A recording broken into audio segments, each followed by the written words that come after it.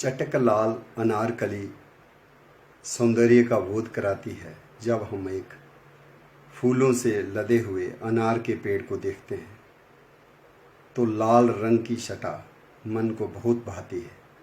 और ये सौंदर्य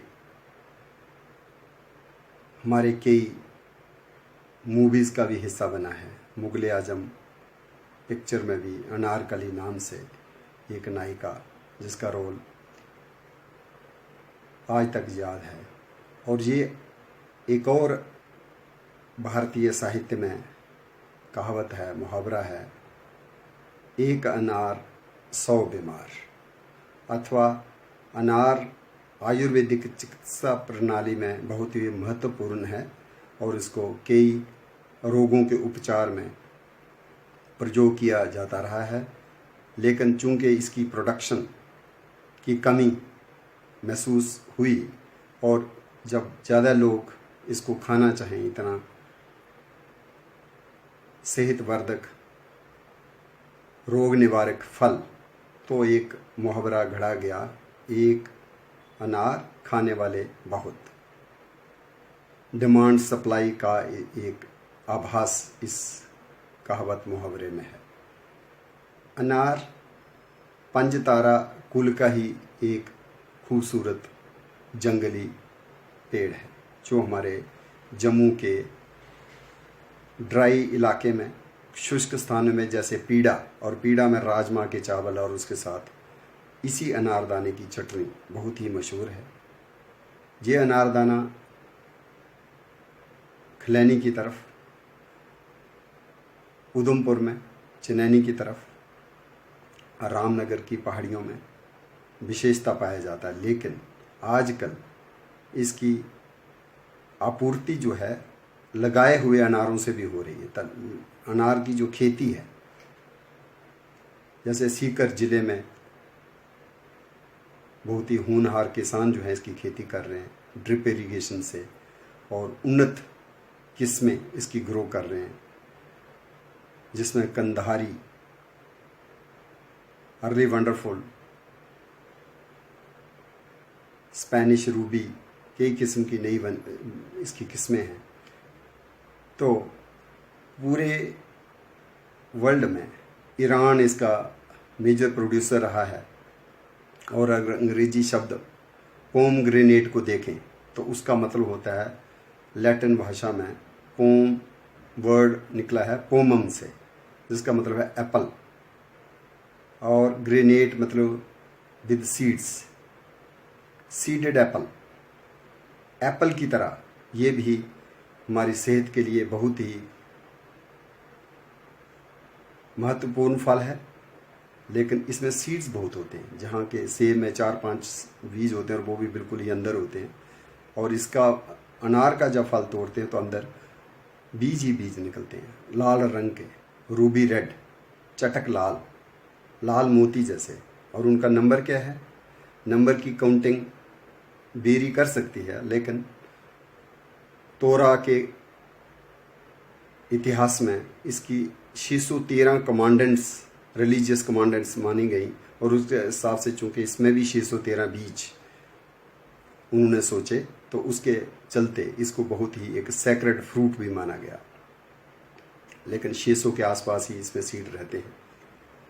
जिस तरह चिलगोजा पाइन जो हमारे पाउडर में मिलती है, उसमें 40 सीड की बात होती है, लेकिन ये अनार में 600 सीड्स होते हैं। और सीड्स के बाहर एक एरेल होता है जिसको सार्कोटेस्टा भी कहते हैं, वो जूसी होता है। जो हम खाते हैं जिसकी में मिठास होती है, जिसमें जूस होता है, वो असल में बीज नहीं है, बीज के बाहर की कवरिंग है, जिसको सार्कोटेस्टा कहते हैं, एरेल कहते हैं।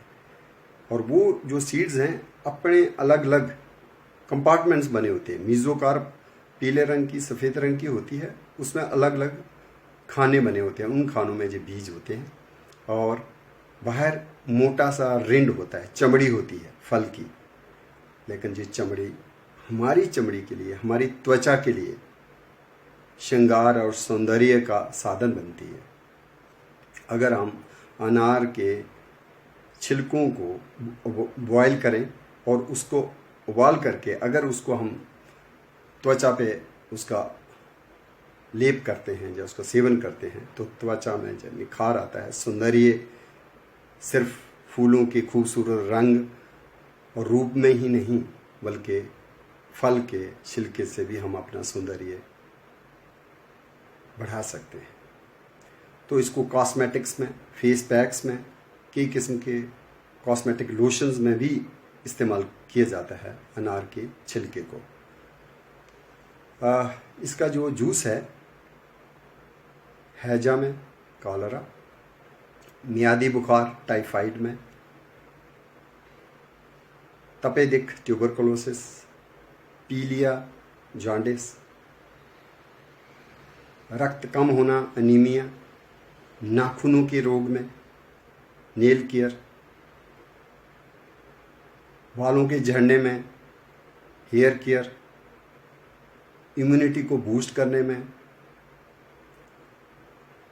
यकृत, लीवर की सेहत के लिए, उसकी फंक्शनिंग के लिए, स्प्लीन, प्लेहा की रोगों के लिए या उसकी बेटर फंक्शनिंग के लिए, रक्त में हीमोग्लोबिन की मात्रा को बढ़ाने के लिए, खून को पतला करने के लिए। यहाँ जिन मरीजों में थक्के की प्रॉब्लम होती है कि खून जम जाता है या थक्के बन करके हार्ट अटैक की भी परेशानी हो सकती है, तो ये अनार का जूस खून को पतला करता है, थक्कों को कम करता है। यूरिनरी ट्रबल्स में भी ये रामबाण है। छिलकों का काढ़ा पीना, पत्तों का चूर्ण का सेवन करना या बीजों का तेल का इस्तेमाल करना, इससे कई किस्म के मूत्र संबंधी रोगों का निवारण होता है। कब्ज, कॉन्स्टिपेशन में भी, पाइल्स, बवासीर, खूनी बवासीर, दोनों में ये रामबाण औषधि है अनार। अनार का फल ईरान की कई कुजीन्स में डाला जाता है, जैसे अश ए अनार एक फेमस कुजीन है। कुजीन्स में जब हमारे ईरान या मिडल ईस्ट में टमाटर नहीं पहुंच पाता था, टमाटर नहीं मिलता था, टमाटर चूँकि अमेरिकन सब्जी फल है, तो ये तो अमेरिका से बाद में इंट्रोड्यूस हुआ एशिया में या मिडल ईस्ट मेडिटरेनियन रीजन में। उससे पहले ईरान में, पर्शिया में अनार का ही इस्तेमाल किया जाता था कुजीन्स में, नॉन वेजिटेरियन, वेजिटेरियन दोनों किस्म के। इसके सीड्स को आज भी वहाँ की कुजीन्स में शामिल किया हुआ है। और ये अनार हमारे कैलिफोर्निया, नॉर्थ अमेरिका में भी ग्रो करते हैं कल्टीवेटेड फार्म्स, और वहाँ पे इसको, और एशिया में भी सलाद में भी हम इसको इस्तेमाल करते हैं, गार्निश करने में। इसकी कैंडीज़ बनती हैं, इसके कलर से लिकर्स बनते हैं, वाइन में भी इसका फर्मेंटेशन टेक्नोलॉजी में भी इसका इस्तेमाल होता है। इसको कैंसर के उपचार में भी सहायक माना गया है। इसमें सिर्फ लोहा ही नहीं, इसमें पोटेशियम भी बहुत होता है, कैल्शियम भी रिच होता है, और विटामिन ई भी बहुत होता है जो आंखों की आईसाइट के लिए बहुत ही फायदेमंद होता है। इसमें विटामिन बी, कई किस्म के विटामिन बी, B6, B2, इसलिए रिकेट्स में भी, बच्चों की जो बीमारी होती है सूखे की रोग, उसमें भी इसको काफ़ी लाभकारी माना जाता है। ये अनार जो है हमारे आयुर्वेदिक चिकित्सा में तो है ही, लेकिन आज के सौंदर्य प्रसाधन जो हैं उसमें भी इनका बहुत यूज़ हो रहा है। ईरान, पर्शिया में तो इसको रेशम, ऊन को रंगने में भी इस्तेमाल किया जाता रहा है। अभी भी हमारे गांव में लोग अनार के छिलकों को इकट्ठा कर लेते हैं और कई किस्म के काम में लाते हैं, जैसे चमड़ा रंगने में भी टैनिंग का काम ये छिलके करते हैं, क्योंकि इसके अनार के छिलके they are rich in tannins, allergy tannins और many acids, allergic acid, punicic acid, oleic acid, linolenic acid. इसमें कई किस्म के एंटीऑक्सीडेंट्स होते हैं सीड्स में, जूस में, और एंटीऑक्सीडेंट्स की प्रचुर मात्रा होने से इस फल को एंटी एजिंग, बुढ़ापे को दूर करने वाला, बुढ़ापे को रोक के रखने वाला, उन्हें युवावस्था को बरकरार रखने वाला फल भी माना गया है। इस्लामिक धर्म में तो इसको जन्नत का फल भी इसीलिए कहा गया। स्पेनिश सिटी ऑफ ग्रेनेडा जो है, उसका नाम भी अनार से ही मिला हुआ है, और वो इसलिए कि ये जो है वहाँ पे ग्रो भी करता था, और इसके फल को जो है ग्रेनेटम, सीडेड एप्पल करके, और सिटी ऑफ ग्रेनेडा, और उसी से जो पोमग्रेनेट से ही कहें, जो आतिशबाजी दिवाली के आसपास हम करते हैं, उसमें जो हम अनार चलाते हैं, तो पहले अनार जो हैं वो गोल ही हुआ करते थे, बिल्कुल अनार के फल की तरह। लेकिन आजकल हमें बहुत से अनार जो हैं वो पिरामिडल शेप दिखाई देते हैं, जैसे वॉल्केनो क्रेटर होता है, और उससे अंदर से उड़ती हुई चिंगारियाँ लाल, वो आभास देती हैं कि जैसे अनार के दानों को हवा में उछाला हो, जब उनकी एक बौछार हो रही हो। तो जो लाल रंग है वो आतिशबाजी करने वाले अनार में भी इसी का संदर्भ हमको मिलता है। और इतना ही नहीं, जो मिलिट्री हिस्ट्री में इवन ग्रेनेड जो है, जो फेंका जाता है हथगोला, उसका नाम भी पोमग्रेनेट से ही डाला गया है। पोमग्रेनेट ऐतिहासिक फल, पेड़, फूल, तो इसके फल के अंदर जो ग्रेन्यूल्स होते हैं, ऐसे ही ग्रेनेड जो होता है हथगोला, उसके अंदर भी जो एक्सप्लोसिव मटेरियल होता है वो ग्रेन्यूल्स की शेप में रहता है। लेकिन अब उसके भी शेप्स जो हैं बदल चुकी हैं, लेकिन अभी वो ग्रेनेड का जो संदर्भ जब आता है तो पोमग्रेनेट का फल हमें याद आ जाता है। पोमग्रेनेट का फल और पंजतारा का फूल और पोमग्रेनेट अनार का फूल, इन दोनों में क्या समानता है? ज़्यादातर फूलों में 5 पंखुड़ियाँ होती हैं, लेकिन इन दोनों में, अनार के फूल में और पंचतारा के फूल में, 5 के बजाय 6 से 8 पंखुड़ियाँ होती हैं। एक जो समानता है। दूसरी समानता, पंचतारा में और अनार के दोनों फूलों में पंखुड़ियाँ वेवी होती हैं, वो क्रम्पल्ड होती हैं, क्रेप पेपर जैसे होता है, और उसको अगर हम देखें तो उसकी जो झुर्रियाँ हैं, उसकी जो बेवी नेचर है, वो वैसा दोनों की पंखुड़ियों में भी हमें दिखाई देता है। एक और ख़ास बात जो अनार के फल में होती है कि अनार का फल जो है वो कली से विकसित होता है, अनारकली। लेकिन अनारकली में कैलिक्स जो है वो बड़ा ही थिक होता है, और वो बिल्कुल ही मुकुट के समान नज़र आता है। इसलिए क्राउन लाइक जो शेप है कैलिक्स की, उसके चलते जब पंखुड़ियाँ गिर जाती हैं तो पीछे का बचा हुआ जो कैलिक्स है बहुत थिक होता है, बहुत बड़ा होता है, और वो मुकुट समान होता है। इसलिए इसको सिंबल ऑफ पावर भी माना गया। चूँकि इसमें सीड्स बहुत होते हैं, एक फल में इतने बीज होना, तो इसको सिंबल ऑफ फर्टिलिटी भी माना गया। सिंबल ऑफ प्रॉस्पेरिटी भी है और सिंबल ऑफ ब्यूटी भी है। सौंदर्य का प्रतीक, समृद्धि का प्रतीक, सेहत को बरकरार रखने में महत्वपूर्ण योगदान।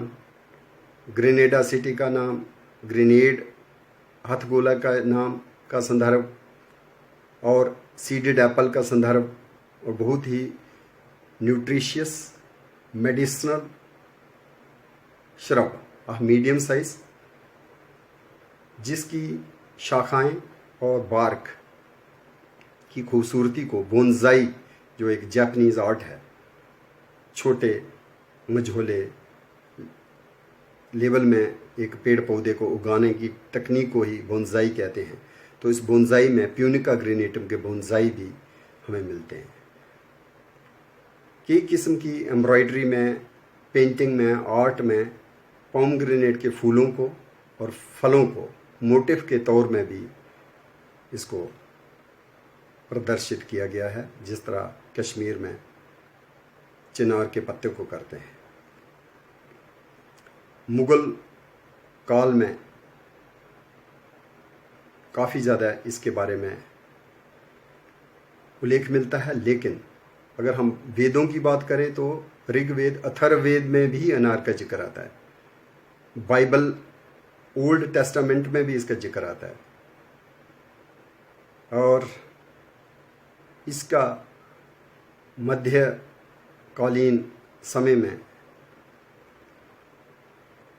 कुजीन डेवलपमेंट, जैसे ईरान में, अजरबैजान में, इवन आर्मीनिया में तो शादी विवाह के समारोह में भी इसको एक पवित्र और अनिवार्य फल के रूप में देखा जाता है।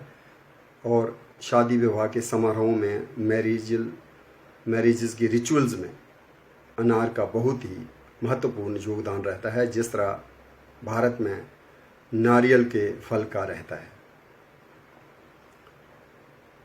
पत्तियां दो दो होती हैं, बहुत चमकीली, हरी, गहरी नीली, दो दो पत्तियां, या कई बार वो एक वृत्त में भी, बर्ड में भी पत्तियां उगाती हैं। इसमें जो पुंकेसर डंडियां होती हैं, स्टेमन्स, उनकी संख्या अनगिनत होती है, जिस तरह से अमरूद के फूल में हम देखते हैं। और अपोजिट लीव्स होना और बहुत इसकी अंकुड़ियाँ होना और रिच इन टैनिन्स और कई और कैरेक्टर्स जो हैं, इसको पहले अमरूद के परिवार में ही रखा जाता था, मिरिटेसी, लेकिन इसकी पंखुड़ियाँ जो हैं और बेरी का फ्रूट होना और भी कई अलग फीचर दिखाने के कारण इसको आजकल लिथरेसी में हम रखते हैं, जो हमारी मेहंदी फैमिली है, जिसमें हमारा मेहंदी का पौधा भी आता है, पंचतारे का पौधा भी आता है, उसी में अनार भी है। और ये खास बात इसमें है कि एक अमरूद के ऊपर एक तितली आती है और अमरूद के फलों में छेदन करके अंडे भी देती है और बीच में से लार्वे निकलते हैं, जिसको बोलते हैं guava blue butterfly. Guava blue एक तितली है, नीले रंग की, हल्का नीला रंग रहता है ऊपर से, पंखों के नीचे तो धूसर सी रहती है। वही तितली, उसको अनार के ऊपर भी देखा गया है और अनार के फलों को काफ़ी नुकसान पहुंचाती है। जब फल 30-40 दिन के हो जाते हैं, उस वक़्त जो मादा तितली है, पोमग्रेनेट बटरफ्लाई या अनार तितली, वो अंडे देती है छेद करके फल की चमड़ी के अंदर, और वहाँ वो डेवलप होते हैं।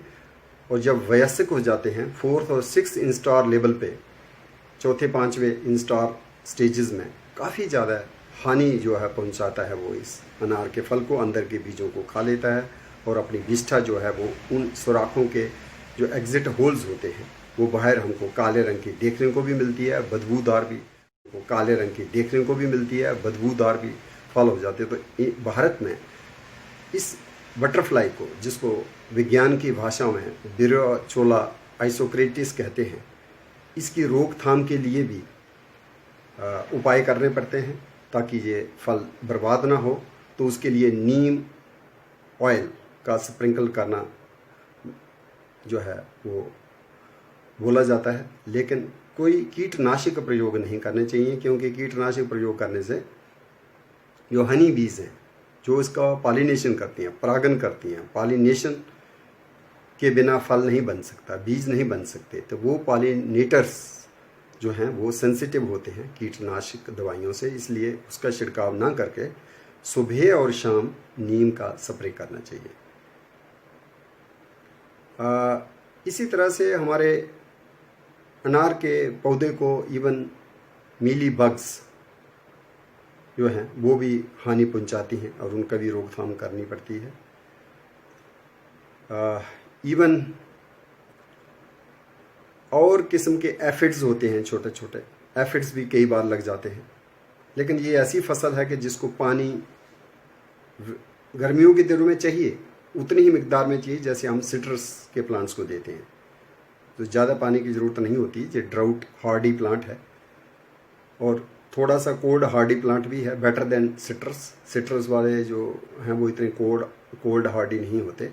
तो ये थोड़ा सा शीतकालीन वो तापमान को भी सहन कर सकते हैं। पोमग्रेनेट जो है, इसका जो दाना निकलता है उसके हवाले से इसको संस्कृत में दाड़िम कहा गया, और दाड़िम से डोगरी का नाम दाड़ू भी है। और द्रोणी, डोगरी में हम फल को द्रोणी कहते हैं और दरख्त को भी द्रोणी ही कहते हैं, द्रोणा भी कहते हैं। और कश्मीरी जुबान में इसको दान कहते हैं, और तेलुगु में इसी से दानी माँ हो गया, बंगाली भाषा में दादी माँ, और तमिल भाषा में इसका नाम है मदुलै या मडुलाई। और इसको दालिम्बा या दालिम्बो उड़िया में कहते हैं, और दलिम्ब गुजराती में कहते हैं। इसको मणिपुर जुबान में भी जो है इसका अलग नाम हमको मिलता है।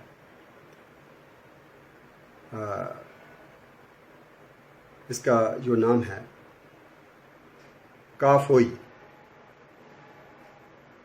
भी इसको कहा जाता है। असमी लैंग्वेज में भी इसको दादी माँ कहते हैं। चूंकि ये लाल फूल होते हैं तो इसका एक और नाम संस्कृत में है रक्त पुष्पक। और लोहा भी लाल होता है जब गर्म हो जाता है, इसलिए इसका एक और संस्कृत में नाम है लोहित पुष्पक। कर्क भी इसको संस्कृत में कहा गया। पंजाबी में भी इसको द्रोणी कहते हैं, और द्रोण, दोरण, दारू। इसकी जो जड़ है उसका भी सेवन आयुर्वेदिक प्रैक्टिशनर्स बताते हैं। पत्तों का चूर्ण, फूलों का, खास करके फूल की जो कली है उसका सेवन जो है हमारे कई रोगों में सहायक होता है। और जो इसका फल है जो हमारे कल्टीवेशन में आता है, खास करके कंधार में एक किस्म है जिसको बोलते हैं बेदाना, उसमें दाना ही नहीं होता, सिर्फ जूस ही जूस होता है, बहुत ही सुपीरियर है। तो वो बहुत मीठा अनार होता है। लेकिन जो हमारे शिवालिक पहाड़ियों में, पीड़ा में, रामगढ़, डोडा में हमें मिलता है वो खट्टा मीठा होता है। और कुछ दरूनियों की जो किस्में हैं वो बिल्कुल खट्टी भी होती हैं।